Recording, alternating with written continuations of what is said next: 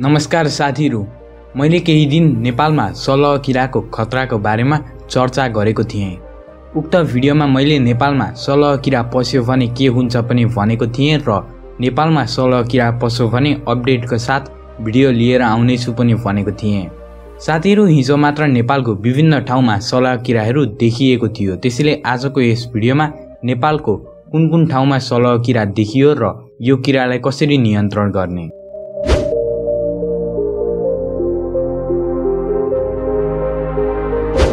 साथीहरु, तराईका जिल्लामा शनिबार बिहान भित्रिएको सलह किरा मरुभूमि सर्लह रहेको कृषि तथा पशुपन्छी मन्त्रालय अन्तर्गत प्लान्ट क्वारेन्टाइन तथा विषादी केन्द्रले जनाएको छ। केन्द्रका प्रमुख सहदेव हुमागाईले भारत हुँदै नेपाल भित्रिएको सलह किराको सबै विशेषताहरू मरुभूमि सलहसँग मिलेको र वैज्ञानिकहरूलाई तस्बिर देखाउँदा पनि सोही कुरा आएको बताएका छन्। हावाको गति अचानक परिवर्तन भएका कारण भारतको बिहार र उत्तर प्रदेश हुँदै नेपालमा सलह प्रवेश गरेको देखिएको छलफलको क्रममा वैज्ञानिकले बताएको प्लान्ट क्वारेन्टाइन तथा विषादी केन्द्रले जनाएको छ। यसअघि सलहबारे अध्ययन गर्न बनाइएको आफू नेतृत्वको कार्यदलले बनाएको कार्यनिर्देशिका अनुसार प्रदेश सरकार तथा स्थानीय तहको समन्वयमा तत्काल सलह नियन्त्रणको काम थाल्ने तयारी भएको केन्द्रका प्रमुख हुमागाईले बताए। सलहको स्थलगत अध्ययनका लागि विशेषज्ञ सहितको टोली आइतबार सम्बन्धित क्षेत्रमा पठाइने कृषि मन्त्रालयले जनाएको छ।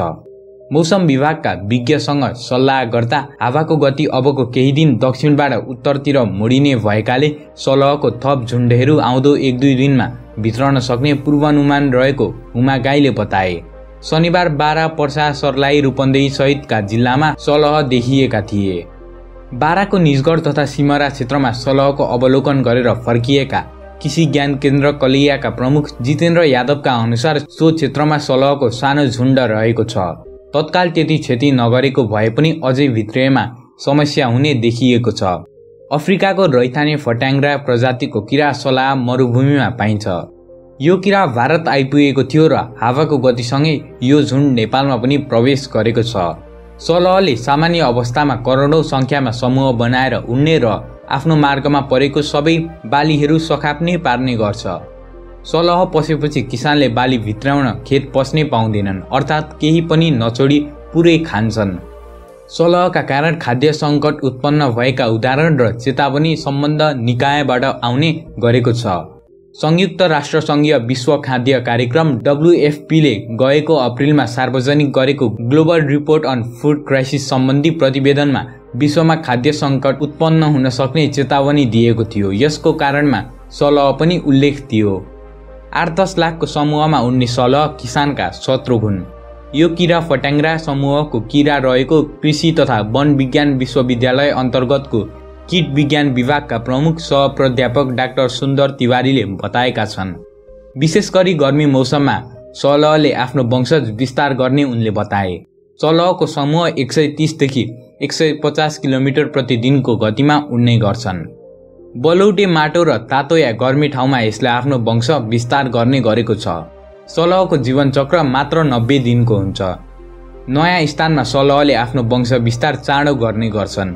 नेपालमा सन् 1960 को दशकमा पनि सलहको प्रकोप देखिएको थियो। त्यसबेला पनि सलहले किसानको बाली सखाप्ने पारेको थियो। साथीहरु, सलहको प्रभाव रोक्नलाई अहिले किसानलाई सलह पक्रन निर्देशन दिइएको छ। स्थानीय तहले किसानलाई 1 किलो सलहको 20 रुपियाँ दिँदैछन्। पाकिस्तानमा अपनाइएको यो तरिका नेपालमा पनि अपनाइँदैछ। प्रदेश सरकारले स्थानीय तहलाई यो कुरा गर्न निर्देशन दिएका छन्। अब प्रस्तुत छ सलह किराको बारेमा पूर्ण जानकारी र यो किराबाट कसरी बाँच्ने भन्ने बारेमा एक भिडियो।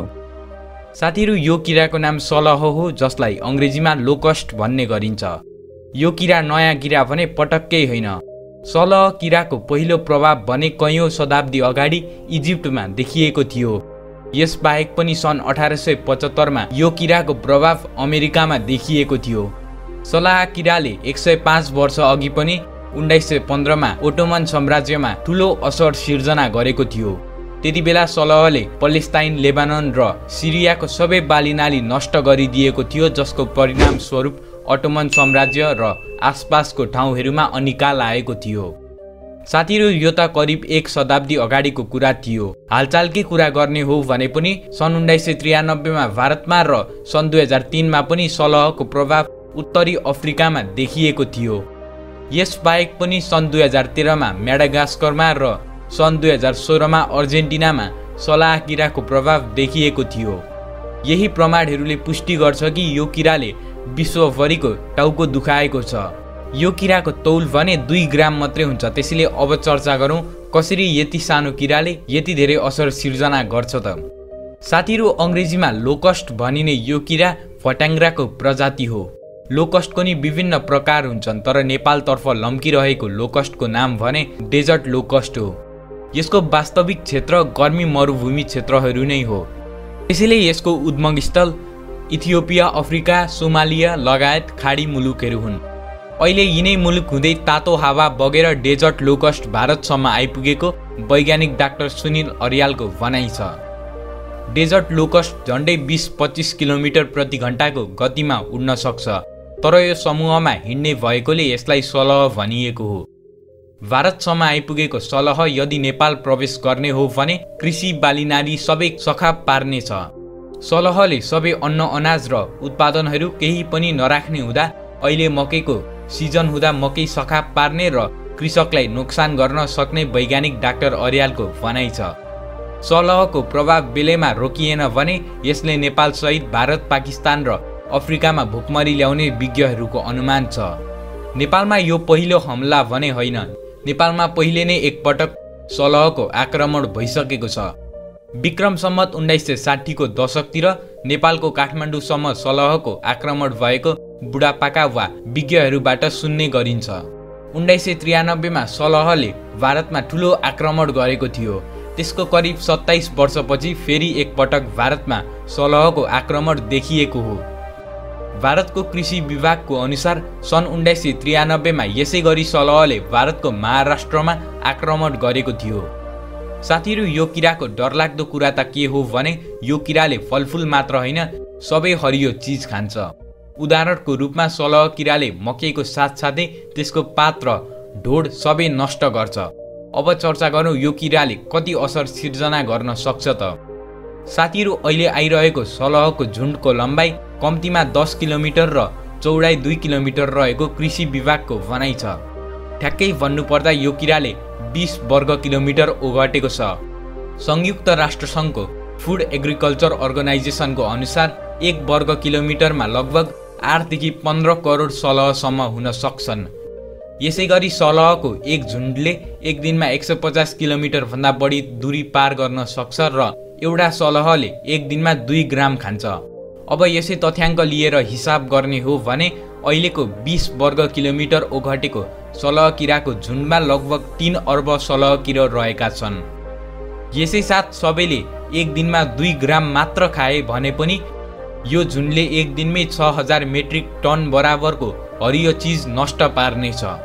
यो किरा नेपालमा भित्रियो भने 3-4 दिनमै पूर्वदेखि पश्चिममा वा पश्चिमदेखि पूर्वसम्म पुग्नेछ।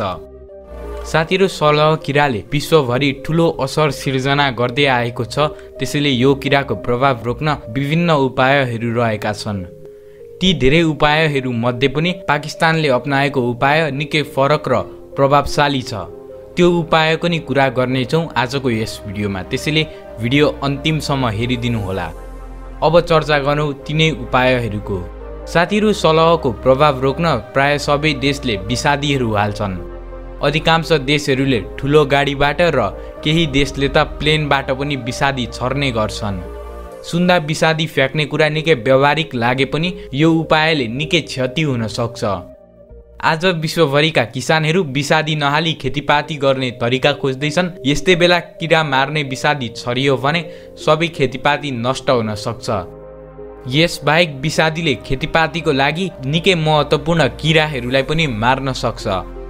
अब तपाईहरूको मनमा थोरै विषादी पनि त हाल्न सकिन्छ भन्ने कुरा आइरहेको होला, तर थोरै विषादीले केही असर सिर्जना पनि नगर्न सक्छ। साथीहरू, अर्को उपाय हो यो किरालाई खाने। सुन्दा नराम्रो सुनिए पनि सलहलाई इजरायल, पलेस्टाइन, जोर्डन र अरू धेरै अफ्रिकी मुलुकहरूमा खाने गरिन्छ। उदाहरणको रूपमा इजरायलमा कबाबको रूपमा ब्रेडेड लोकस्ट र चकलेट कभर्ड लोकस्ट पाइन्छ। यसबाहेक तपाईले सलह छेउमा गएर आवाज निकाल्नुभयो वा गीत बजाउनु भयो भने पनि सलहहरू भाग्ने गर्छन्। अब चर्चा गरौँ पाकिस्तानको निकै फरक तर प्रभावशाली उपायको। साथीहरू, पाकिस्तानको वैज्ञानिकहरूले खोजेको उपाय हो सलह पकड्ने। Catch locust earn money save crops वा नेपालीमा भन्नुपर्दा सलहहरू समात्नुहोस्, पैसा कमाउनुहोस्, बाली जोगाउनुहोस् नामको यो प्रोजेक्टले किसानहरूलाई निकै सहयोग गरेको छ। सुन्दा अनौठो सुनिए पनि पाकिस्तानका किसानहरूले माछा पकडे जस्तै सलह नेटमा पकड्ने गरेका छन्। किसानहरूले 1 किलो सलह पक्रिए भने 20 पाकिस्तानी रुपियाँ कमाउँछन्, जुन नेपालीमा 15 रुपियाँ जति हो। 1 किलोको 15 रुपियाँ। सलहलाई पाकिस्तानको कृषि मन्त्रालयमा बुझाएपछि पाकिस्तानको कृषि मन्त्रालयले त्यो सलहलाई कुखुरालाई खुवाउँछ। सलह कुखुराको लागि एकदमै राम्रो खाना हो। साथीहरू, मेरो विचारमा नेपाल सरकार र कृषि मन्त्रालयले नि यो कुरामा ध्यान दिए भने कृषकहरूलाई निकै फाइदा हुनेछ। यो त थियो पाकिस्तानको अनौठो तर निकै प्रभावशाली तरिकाको। यो तरिकाको प्रयोग गरौँ भने किसानहरूले धेरै पैसा केही घण्टामै कमाउनेछन्। सलह किराको झुन्डमा धेरै नै सलह हुन्छन्, जसले गर्दा एकैचोटिमा धेरै सलह पकड्न सकिन्छ। यो त थियो सलह नियन्त्रण गर्ने केही तरिका। भिडियो हेरिदिनु भएकोमा धन्यवाद। च्यानललाई सब्स्क्राइब गरेर छेउमा रहेको बेल आइकन दबाइदिनु होला। भिडियोलाई लाइक गरिदिनु होला र आफ्नो सुझावहरू कमेन्टमा लेखिदिनु होला। धन्यवाद।